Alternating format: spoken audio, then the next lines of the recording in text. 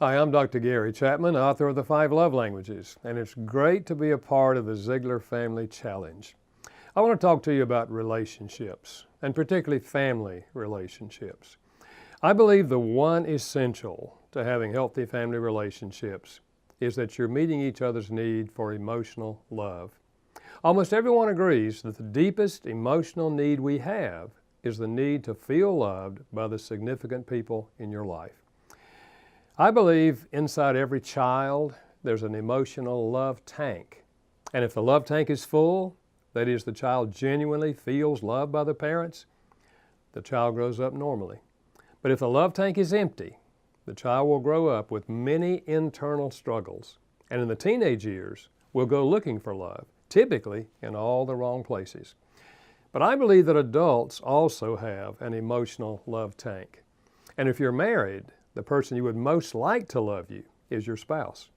In fact, if you feel loved by your spouse, life is beautiful. But if you feel like they don't love me, they wish they weren't married to me, life begins to look pretty dark. And just as much of the misbehavior of children grows out of an empty love tank, much of the misbehavior of adults grows out of an empty love tank. So I want to talk about how do you keep the love tank full? And especially in a marriage, when you come down off the high of the in-love experience, how do you keep emotional love alive? The difficulty is that we've assumed that whatever makes me feel loved will make them feel loved. And that's a false assumption. I discovered years ago that there's fundamentally 5 ways to express love emotionally. I call them the 5 love languages. Maybe you've read the book, The 5 Love Languages.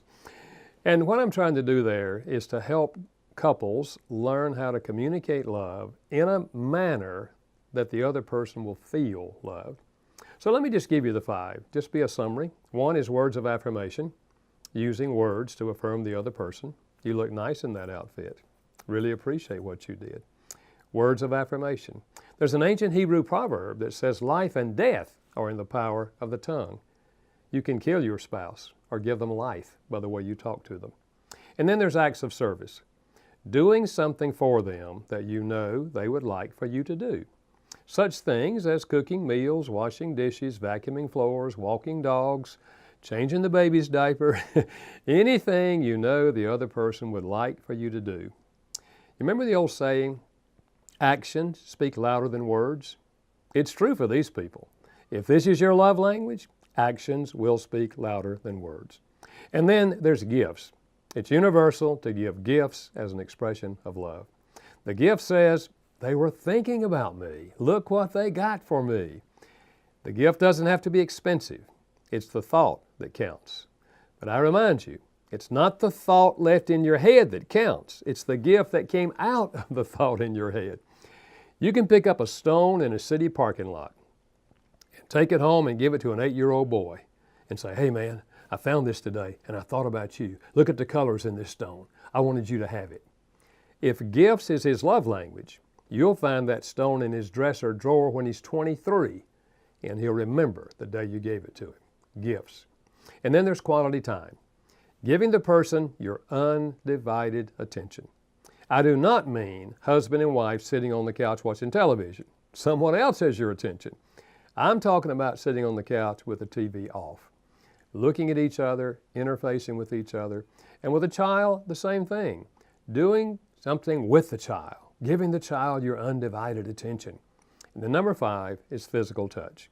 We've long known the emotional power of physical touch. That's why we pick up babies and hold them and kiss them and cuddle them.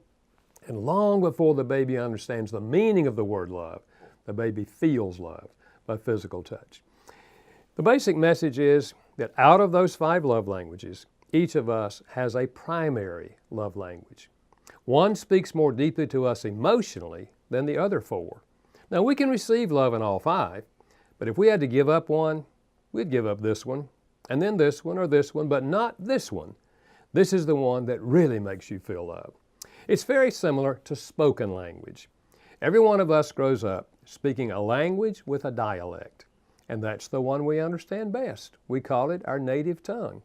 I grew up speaking English Southern style, But every one of us grew up speaking a language with a dialect. Same thing's true with love. Now, once in a while, someone says to me, I don't know, Gary, I think 2 of those are just about equal for me. And my response is, fine, we'll give you 2 love languages. We'll call you bilingual. But by and large, we have a primary love language, a secondary love language, and the other 3 fall in line under that. Seldom does a husband and wife have the same language. And even if they do, they'll have different dialects within that language that they find most meaningful. So the key is to discover the love language of the other person and learn how to speak that language. I've had many, many couples say to me, Gary, we were that close to divorce. Someone gave us a copy of your book on the 5 love languages, and the lights came on. And we looked back over the years and realized we'd been missing each other. We had been loving, in our own minds, we'd been loving the other person, but we weren't connecting with them. And when we connected, it turned our whole marriage around. Now, if you have children in your family, the question is not, do you love your children? The question is, do your children feel loved? Every child has a primary love language, and you can discover that language by the time they're 4 years old. My son's language is physical touch. When he was 4, I came home in the afternoon. He'd run to the door, he'd grab my leg, he'd climb up on me. He's touching me because he wants to be touched. Our daughter never did that. She would say at the age of 4, Daddy, come into my room, I want to show you something. She wanted quality time, my undivided attention. They're grown now. It's still their love language, physical touch and quality time. I want to challenge you, and here's the real challenge, to discover each other's love language, every member of your family. You can do that by reading the book, or read the book, The 5 Love Languages of Children, or The 5 Love Languages of Teenagers. Make sure you understand each other's primary love language.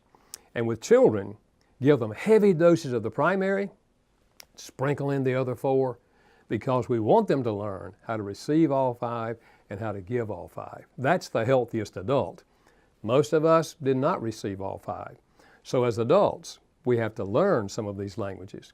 But the good news is, any one of these languages can be learned as an adult, even if you did not receive it as a child. So I hope you'll take this challenge, and I hope you'll learn how to communicate love to your spouse and to your children in a way that is meaningful to them. If the love tank is full, I can tell you, it's much easier to process all the normal conflicts of life that we have in marriage and in family. So I hope you'll take the challenge. Discover and speak the love language of every member of your family.